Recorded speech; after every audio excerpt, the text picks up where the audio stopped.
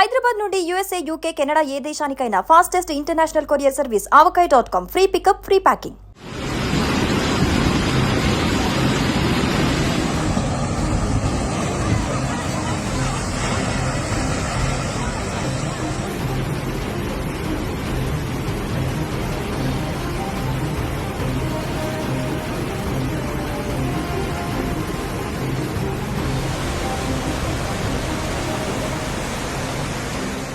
హిమాచల్ ప్రదేశ్లో అసలు ఏం జరుగుతుంది?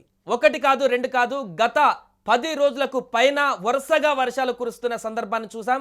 అక్కడ కూలిపోయినటువంటి ఇల్లులు, పూర్తిగా వరదలతో కకావికలమవుతున్నటువంటి ప్రదేశాలు ఇలా చూస్తూనే వచ్చాం. ఇప్పుడు తాజాగా మరలా హిమాచల్ ప్రదేశ్లో అదే రకమైనటువంటి వర్ష బీభత్సం కనిపిస్తుంది. గత కొన్ని రోజులుగా కురుస్తున్నటువంటి కుండపోత వర్షాలకు పదుల సంఖ్యలో మృత్యువాత పడ్డారు. అక్కడ 77 మంది అధికారికంగా మృతి చెందినట్టుగా చెప్తున్నారు. 34 మంది గల్లంతైన వారి అడ్రస్ ఇంకా దొరకలేదు. జూన్ 1 నుంచి ఇప్పటి వరకు సాధారణ వర్షపాతం 285.2 మిల్లీమీటర్లు ఉండాల్సిన దానికంటే 14% అధికంగా, అంటే 324.2 మిల్లీమీటర్లు వర్షం కురిసినట్లుగా అక్కడ పేర్కొన్నారు. సో అర్థం చేసుకోవచ్చు అక్కడ ఎలాంటి పరిస్థితి ఉందనేది. వర్షాల కారణంగా 2 జాతీయ రహదారులతో పాటు మొత్తం 345 రోడ్లను మూసివేశారు. రాష్ట్రంలోని పలు ప్రాంతాలలో కొండ చర్యలు విరిగిపడి శిథిలాలు రోడ్లపైన పడడంతో వాహన రాకపోకలకు అంతరాయం ఏర్పడడంతో ఈ చర్యలు తీసుకున్నట్లుగా అధికారులు తెలిపారు. దీంతో హిమాచల్ ప్రదేశ్ వ్యాప్తంగా మొత్తంగా కూడా రవాణా స్తంభించిపోయింది. ఎక్కడి నుంచి ఎక్కడికి కూడా వెళ్ళడానికి వీలు లేకుండా రహదారులన్నీ కూడా క్లోజ్ అయిపోయాయి. దీంతో ప్రయాణికులు కానీ, రవాణాకు సంబంధించినటువంటి గూడ్స్ కానీ ఏది వెళ్ళాలన్నా కూడా వెళ్ళలేనటువంటి పరిస్థితి. ఎక్కడికక్కడ వాహనాలు కూడా ఆగిపోయినటువంటి పరిస్థితి. మండే జిల్లాలో 232 రోడ్లను, కుల్లు జిల్లాలో 71 రహదారులను మూసివేసినట్లుగా రాష్ట్ర ఎమర్జెన్సీ ఆపరేషన్స్ సెంటర్ అధికారులు వెల్లడించారు. దీంతో పాటుగా 169 విద్యుత్ ట్రాన్స్ఫార్మర్లు దెబ్బతిన్నాయని అధికారులు పేర్కొన్నారు. మరొక వైపు సిమ్లాలోని కుసున్స్టా ప్రాంతంలో ఒక ప్రాథమిక పాఠశాల గోడ కూలిపోవడంతో ఆ పాఠశాల ప్రమాదకరంగా మారింది. దీంతో అక్కడి 65 మంది విద్యార్థులను సమీపంలోని కమ్యూనిటీ సెంటర్కు తరలించారు. జూన్ 20న ఋతుపవనాలు ప్రారంభమైనప్పటి నుంచి రాష్ట్ర వ్యాప్తంగా అక్కడ కుండపోత వర్షాలు కురుస్తున్నాయి. ఈ వర్షాల కారణంగా రాష్ట్రంలో 42 ఆకస్మిక వరదలు సంభవించాయి. అలాగే 26 చోట్ల కొండ చర్యలు విరిగిపడినట్లుగా అధికారులు తెలిపారు. దీని ఫలితంగా దాదాపు 1362 కోట్ల నష్టం వాటిల్లిందని అధికారులు తాజాగా అంచనా వేస్తున్నారు.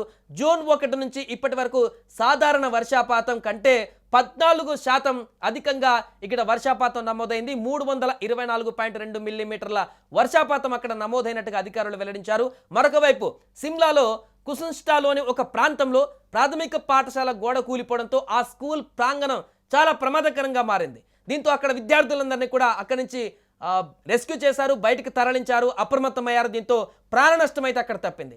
రాష్ట్రంలో ఋతుపవనాలు సాధారణంగానే ఉన్నాయని, మంగళవారం సాయంత్రం నుంచి అనేక చోట్ల తేలికపాటి నుంచి మోస్తారు వర్షాలు కురిసినట్లు అధికారులు తెలిపారు. గత 2 రోజులుగా జూన్ 20న ఋతుపవనాలు ప్రారంభమైనప్పటి నుంచి రాష్ట్ర వ్యాప్తంగా కురిసిన వర్షాల ప్రభావంతో ఇప్పటికే 77కు పైగా మృతులు అక్కడ మృతదేహాలు బయటపడ్డాయి, మృతి చెందారు.